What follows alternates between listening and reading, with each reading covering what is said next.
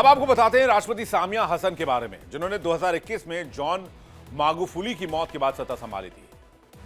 अब अपनी पार्टी और सेना दोनों के भीतर विरोध झेल रही हैं। कौन है ये सामिया हसन? सामिया सुलुहु हसन के नाम से इन्हें जाना जाता है, जो इनका पूरा नाम है। तंजानिया की पहली महिला राष्ट्रपति बनी। 2015 से 2021 तक उपराष्ट्रपति रही। मार्च 2021 में राष्ट्रपति की अचानक मौत के बाद इन्हें पद मिला। साल 2000 में राजनीति में कदम रखा और जांजिबार की प्रतिनिधि के तौर पर विधानसभा पहुंची। 2015 में बनी देश की पहली महिला उपराष्ट्रपति, सत्ता की सबसे प्रभावशाली महिलाओं में से एक रही। सामिया की शुरुआत में राजनीतिक दमन को कम करने के लिए प्रशंसा की गई थी, लेकिन उसके बाद से उन्होंने अपने विरोधियों की आवाजों को ही कुचलना शुरू कर दिया। चामा चा पार्टी से सामिया सुलुहु संबंध रखती है, जिसने साल 1961 में देश की आजादी मिलने के बाद से शासन किया है। तंजानिया की राजनीति में सामिया हसन का नाम आज सत्ता, संघर्ष और विवाद तीनों का प्रतीक बन चुका है। एक महिला जिसने इतिहास रचा, अब उसी इतिहास को लेकर वही महिला सवालों के घेरे में है। अब तंजानिया के बारे में भी जल्दी से जान लीजिए। तंजानिया पूर्वी अफ्रीका का एक देश है जिसकी पहचान शांति, राजनीति और विकास के लिए होती है, यानी कि पीसफुल पॉलिटिक्स देखी जाती है यहाँ पर। लेकिन 2015 के बाद से ही सब कुछ बदल गया।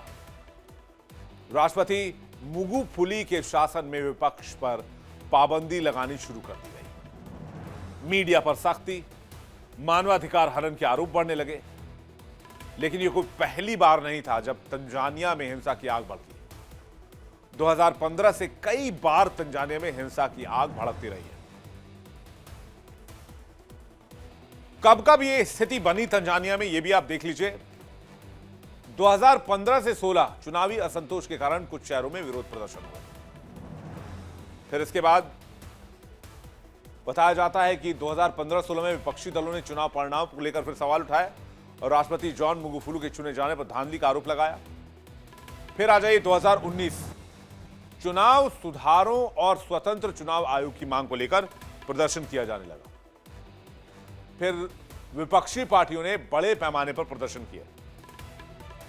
फिर आ जाइए 2020, जहां मागुफुली जो है वो फिर से सत्ता में लौटे। विपक्ष ने कहा कि मतदान में धांधली हुई है, पुलिस से झड़पें हुई और कई लोगों की जान चली गई। कम से कम 18 लोग मारे गए थे। 2022-23 में मसाई भूमि विवाद से एक असंतोष फैल गया। मसाई भूमि विवाद एक पारंपरिक जनजातीय समुदाय, ये भूमि जो है वो उस जनजातीय समुदाय के पास है, लेकिन सरकार ने जो वहां पर एक स्पेसिफिक इलाका है वहां पर पर्यटन प्रोजेक्ट शुरू कर दिया, जहां पर ये लोग रहते हैं जनजाति। और सरकार के इस फैसले से बहुत गुस्सा फैल गया ग्रामीणों में। उसके बाद पुलिस और ग्रामीणों के बीच भयंकर झड़प शुरू हो गई। झगड़ा मानवाधिकार और जमीन के हक को लेकर जारी था, जो अब भी जारी है। 2024 में विपक्षी पार्टी चाडिमा को प्रदर्शन की अनुमति मिली, लेकिन राजनीतिक बदलाव की मांग को हवा दी गई। यहां पर चुनाव आयोग की स्वतंत्रता और निष्पक्षता पर सवाल उठे। उसके बाद चुनाव की गुहार लगाई गई कि भैया आप चुनाव दोबारा करवाइए।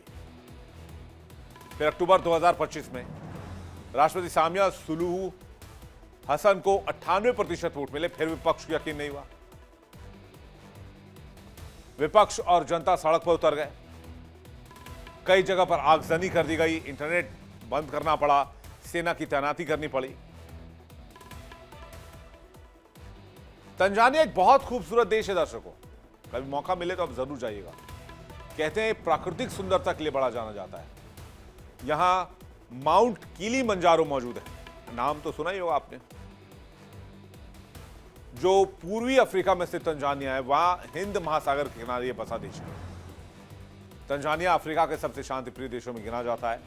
यहाँ करीब 120 जनजातियां हैं। मसाई जनजाति यहाँ की पहचान है, जो लाल पोशाक और पारंपरिक भाले के लिए फेमस है। आपको बता दें कि तंजानिया में भारी संख्या में भारतीय मूल के लोग भी रहते हैं। तंजानिया की कुल आबादी 7 करोड़ है। इस देश में 60,000 भारतीय मूल के लोग रहते हैं। करीब 20,000 भारतीय यहां काम करते हैं। जीडीपी तकरीबन 85 अरब डॉलर के पास है। विकास दर भी ठीक है, 5 से 6%। अफ्रीका की तेजी से बढ़ती अर्थव्यवस्थाओं में से एक है। भारत संविधान का तीसरा सबसे बड़ा व्यापारिक साझेदार बना है। तंजानिया में भारतीय कंपनियों की संख्या 500 से ज्यादा है। भारत तंजानिया को दवाइयां, कपड़े, तकनीक में मदद करता है। चीन, भारत और यूएई से भारी निवेश तंजानिया में आता है। हालांकि यह बात भी उतनी सच है कि यहां बेरोजगारी और गरीबी अभी एक बड़ी समस्या है। लेकिन यहां की अर्थव्यवस्था कई सेक्टर पर डिपेंड करती है, वो भी जान लेते हैं। यहां की अर्थव्यवस्था जो है वो सबसे मजबूत बैकबोन है यहां की एग्रीकल्चर। देश में 65% आबादी खेती से जुड़ी हुई है। उगता क्या क्या है? चाय, कॉफी, कपास, गन्ना, तंबाकू, मक्का। और यह भी है दावा कि कृषि से ही सबसे ज्यादा रोजगार और निर्यात किया जाता है। अच्छा, गोल्ड माइनिंग का भी एक बहुत बड़ा हब है तंजानिया, शायद आपको जानकारी होगी। कहते हैं 80% माइनिंग एक्सपोर्ट सोना का होता है यहां से। इसके बाद टैंजनाइट, हीरा, कोयला, प्राकृतिक गैस भी निकाला जाता है। टैंजनाइट तंजानिया में ही मिलने वाला एक दुर्लभ रत्न है। भारत, चीन और कनाडा जैसी विदेशी कंपनियों का यहां निवेश है। कुल निर्यात का 50% से ज्यादा हिस्सा खनन से आता है। लगभग 15% का हिस्सा पर्यटन को जीडीपी से देता है। हर साल लाखों पर्यटक आते हैं। इसमें विदेशी मुद्रा की आमद होती है। तंजानिया अफ्रीका के सबसे लोकप्रिय पर्यटन स्थलों में से एक है। तंजानिया में 22 से ज्यादा नेशनल पार्क हैं।